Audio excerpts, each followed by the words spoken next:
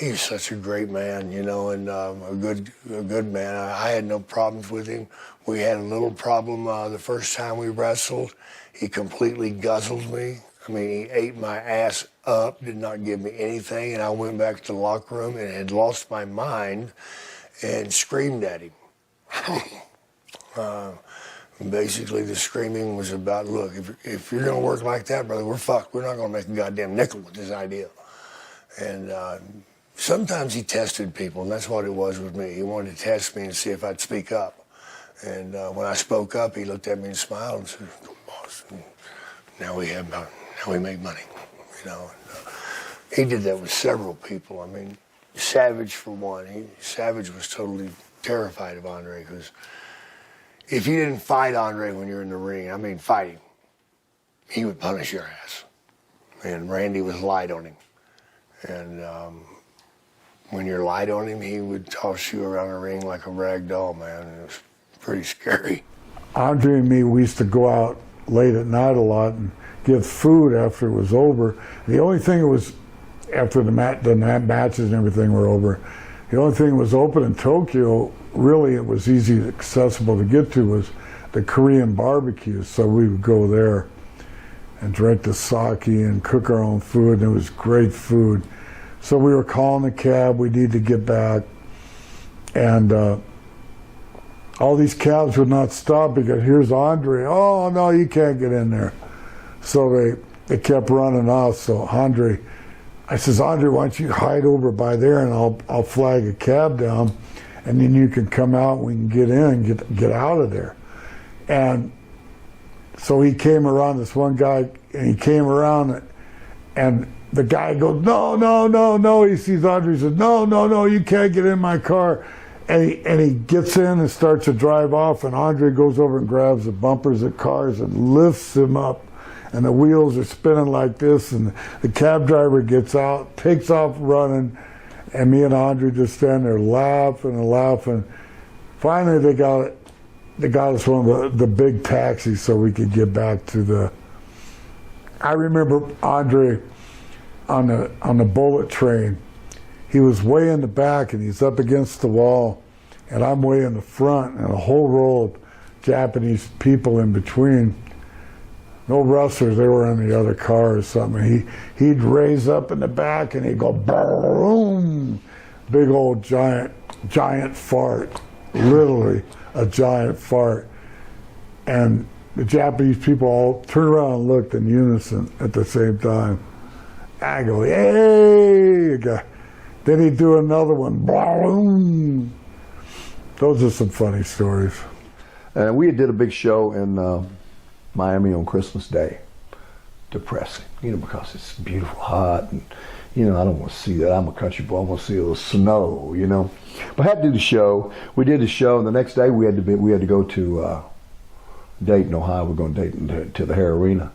So we get up to the airport early that morning. Andre says, "Hey, boss, you sat by me." And I'm going, "Oh, you know, I got the big hair at the time. I was about 45, 50 pounds heavier than I am now. You know, 300 some odd pounds or whatever it was, or 60, 315 pounds, whatever. And I get in next to him, and here he gets here, and he's 500 some, 60 some pounds. Here we are, standing there. You know, I'm looking at him big. He says, "Let's have a drink, boss." So, okay. Now, you got to understand this. Cut through it, go through it, finish it up. They started bringing all these little bottles. Vodka guy, but he bring all these little bottles out, everything. From the time they allowed us to begin the beverage service to the time they cut us off, we had drank 56 bottles of liquor. I drank 8. He did the rest of them. Just on a flight from Miami, on the U.S. Air flight that time, from Miami to Dayton. Before wrestling. In the morning, it was morning time. Yeah. But that's what he did. And I drank 8, but I was like goober face. I'm not really drinking, I don't really care about it. And he did all that. I mean, we went through everything on, and the girl said, the airline girl says, "You all have to drink all the bottles." All the bottles. I mean, everything. The lighter ones first, then he went to the darker ones, rums and the things, whiskeys and whatnot, and he got on the wine. It's crazy. I can remember it. It's the time Andre got arrested. We were in Omaha, Nebraska, and Andre he was really pissed off. His back was hurting. Andre got arrested? Yes. There was some TV camera people there for the 10 o'clock news doing some filming. And when Andre went out to the ring, the guy got the camera and put it right in his face, and he pushed this fucking guy. So now they bring 20 cops. But during that match, Andre had had enough of this Warrior. So this Warrior, bang, bang, bang, and Andre's in the corner, and this guy's going to charge in, and when he did, Andre went,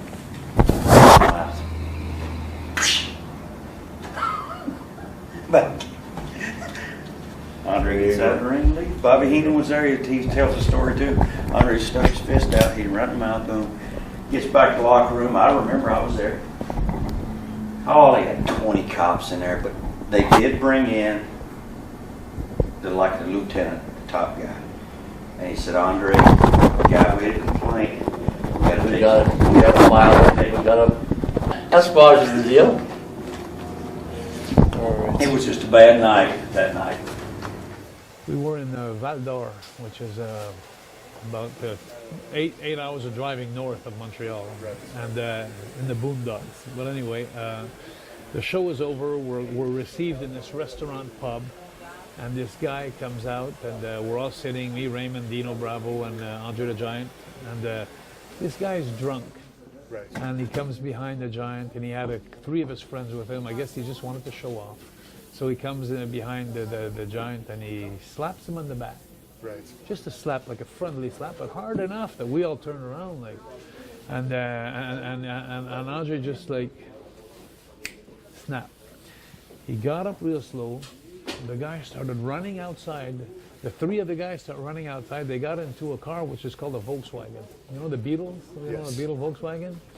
Andre the Giant took the car with his hands, and he flipped the car over with the 4 guys in the car. That's incredible. He did that in front of Raymond and Dino and me.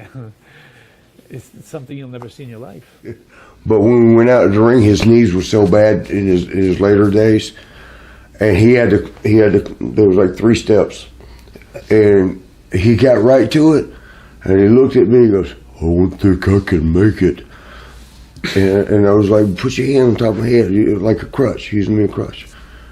And he's looked at me, and he looked for Sean, like, "Where's your partner?" And he did. He grabbed Sean and he grabbed me on top of the head. This is his own TV. It was actually a TV match. But he does that and gets upstairs. That's the only way he could get up to the ring. And then in the match we covered him. We took because he couldn't move good. At that time, at the end of, in the back room after that match, me in particular, I can't speak for Sean. I don't know what he said, but he told me, he goes, "I apologize. You're a pretty good guy." And he's just what he told me. "I'm not sure about your partner."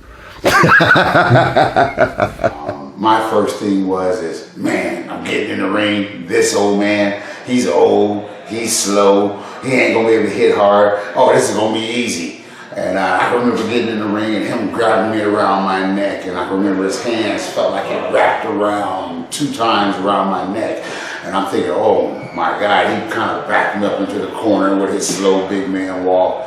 And he raised his hand up nice and slow.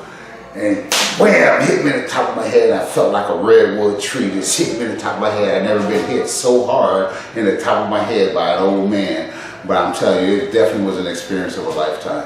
Did you get the chance to go out with him at all and see any of these drinking stories that we hear? I never had a chance or the opportunity to go out and actually see him, but I got a chance to experience from Narita Airport to the hotel, seeing him drink a case of red wine from the hotel, from the airport to the hotel, which is about an hour and a half ride, give or take on traffic. And by the time we got to the hotel, I'm gonna say he had 3 bottles left out of 24 and wasn't even drunk. I get a call from Bill Watts. He says, "Brian, Dusty's coming in and Andre's coming in, and they both want to ride with you. And I know you got the big blue Continental. They know that. So I had a big baby blue Continental in 1972 that I had in high school, and it was still running good, except the air conditioning. I mean, the heater didn't work, and we're in Jackson, Mississippi, and it's January. So I'm thinking, wow, what am I going to tell these guys? You know, I got two of the greatest superstars in the world getting ready to ride in my car, two guys that I really are like my heroes, you know, and I'm not going to have any heater. What do I say? And so we meet at 1 o'clock at the hotel in Jackson, and the sun's shining. It's probably about 40 degrees with no wind. I remember Dusty had a long sleeve West Texas State shirt on, and a t-shirt underneath. Andre had a white t-shirt with a Y of A up, and his buttons were unbuttoned. And so I forgot what I had on, but I felt totally warm. So I wasn't really thinking about it that much. And Dusty goes to me, he goes, "Hey, beep." I said, "Yes, sir, yes, sir, Dusty." And your dream, whatever, trying to be as respectful as I could. And he said, "Listen, I need you to go to the liquor store." I said, "Okay." And he said, "Listen, the giant drinks a lot. You need to get him 2 bottles of Crown Royal. Get him the big ones." I said, "Yes, sir." He says, "Get him a case of Budweiser." And he said, "Get me a case of Lone Star. And you drive and you can have a 6-pack. I said, "Okay, thank you, sir." So he hands me a few $100s, and he keeps talking to me. He says, "Don't forget a cooler. Get a cooler."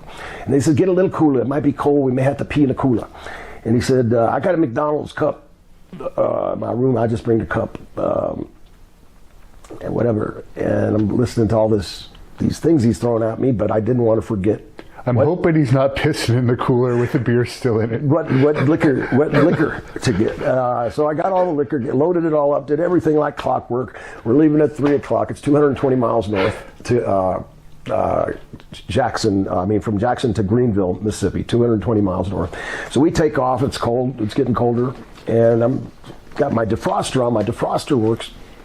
And so the window's clear, and I'm just listening to these guys, and it's great to be a fly on the wall in the car with the American Dream and Dusty Rhodes. I mean, how much better does it get than that? So I'm listening like crazy, and they're laughing, so I'm laughing, and it's a lot of fun, and it's getting a little colder, and I'm waiting for them to tell me to turn the heater on, and they haven't said anything yet. And Dusty's already drinking a half a case of beer.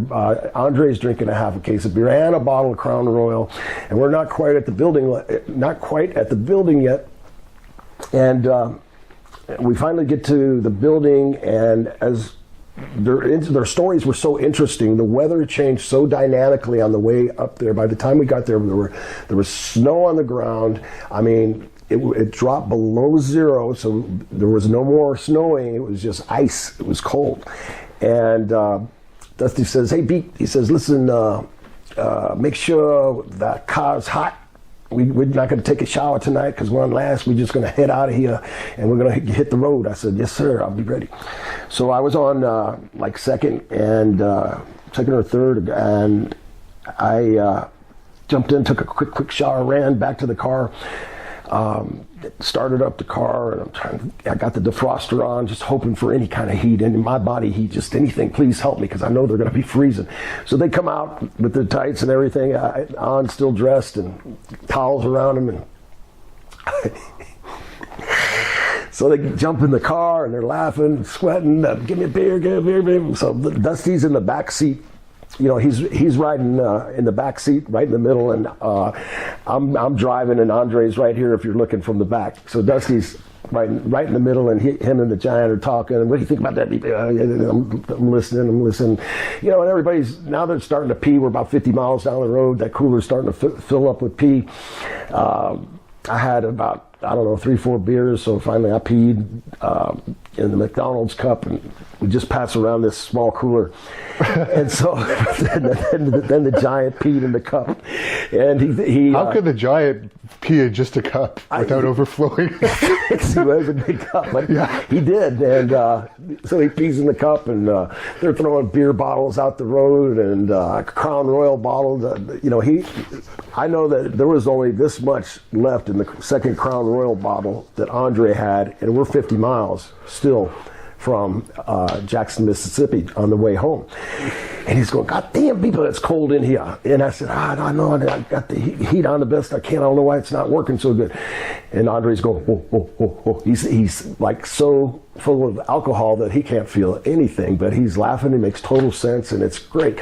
So anyway, we're laughing some more, and Andre's got to pee again, and Dusty grabs the cooler. He's got it on top of his lap, and somebody said something that was really, really funny, and all of a sudden Andre goes like this and laughs forward, and when he goes backwards, my seat in my Lincoln Continental pops and it falls back on Dusty, and that cooler busted wide open on his lap, and it's got all that hot urine over his whole body, and he cuts the world's worst promo on me, or the best promo. I mean, he was calling me everything but a man. I mean, he was calling me all kinds of names, saying, God damn, people, you're blackballed, you'll never work again, you just embarrassed the dream in front of the greatest superstar, the two greatest superstars in the wrestling industry. Andre the Giant watched you piss all over me. I can't believe you did that, people.